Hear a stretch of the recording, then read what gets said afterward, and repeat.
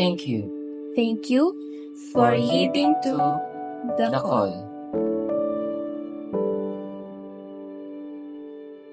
You gave up your life for the flock of men. You left a career so promising, all the material blessings this world is pursuing.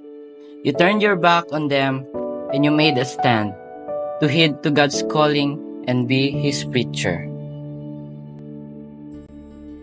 A calling to serve and be a shepherd, to spread the word and use your talent, to lead the flock and make disciples grow, so that many will know the Redeemer true, our Lord and Savior, Jesus Christ. You serve with compassion to nurture and lead. You share His message and plant the good seed. With love as your mission, you run the race with grace, bringing hope to the weary, comfort to the needy, and strength to many.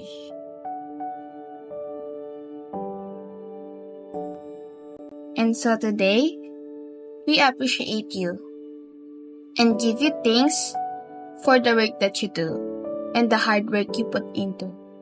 To our church and the brethren, to the lost souls and the broken, to the parents and the children, to the young men and women, and to the community we all live in.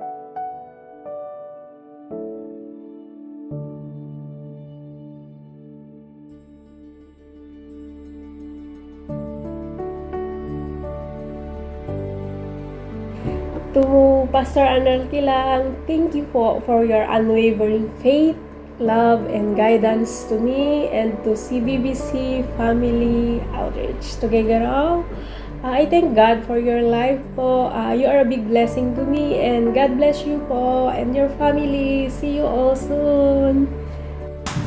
Pastor, salamat po sa walang sawang paggabay niyo sa aming pangangailangan pang spiritual mula po sa Santo Niño at saka sa North area.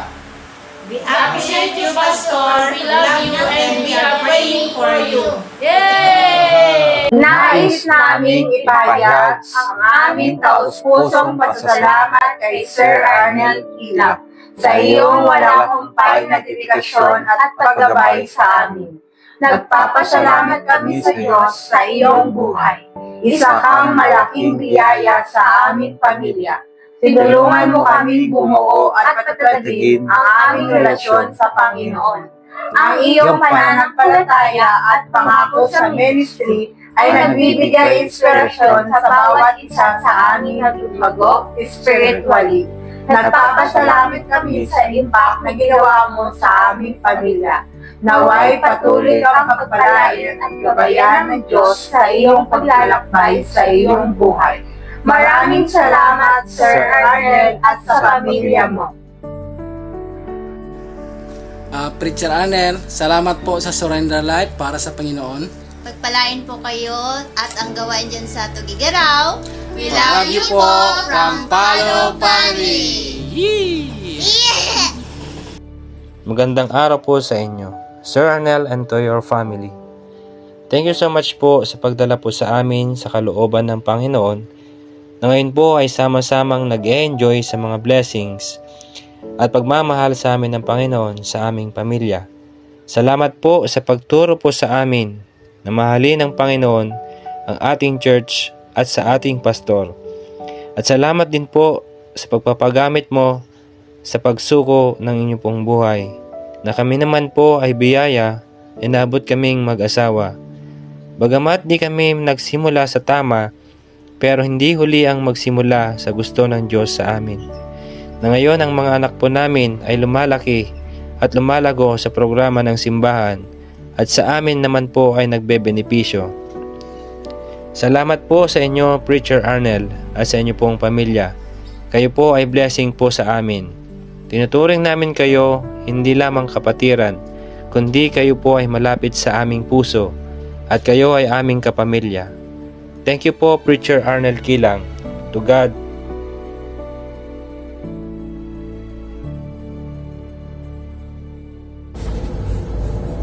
To my brother, Preacher Arnel, Una sa lahat, maraming salamat sa Diyos sa paggamit sa iyong buhay upang patuloy ni pangaral ang kanyang mga salita.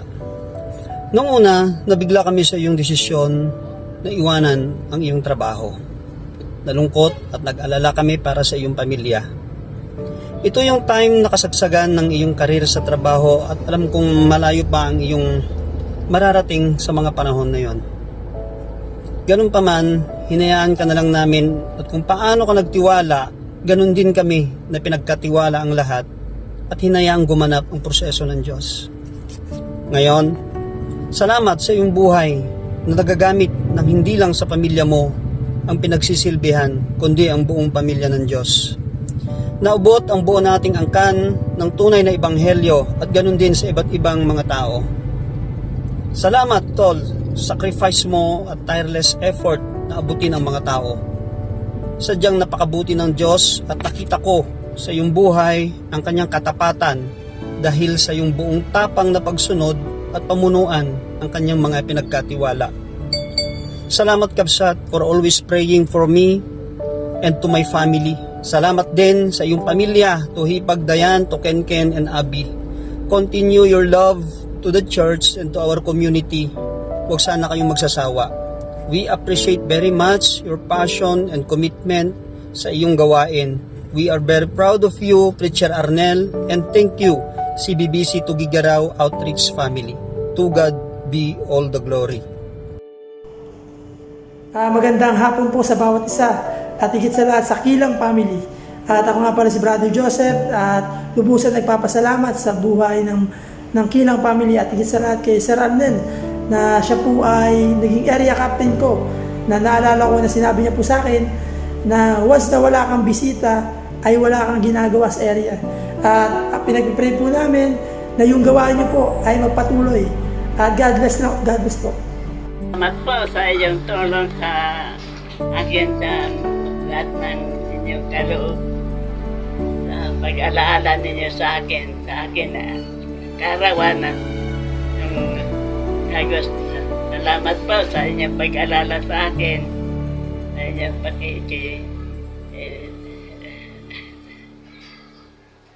pag-ano sa akin, anniversary sa aking karawan.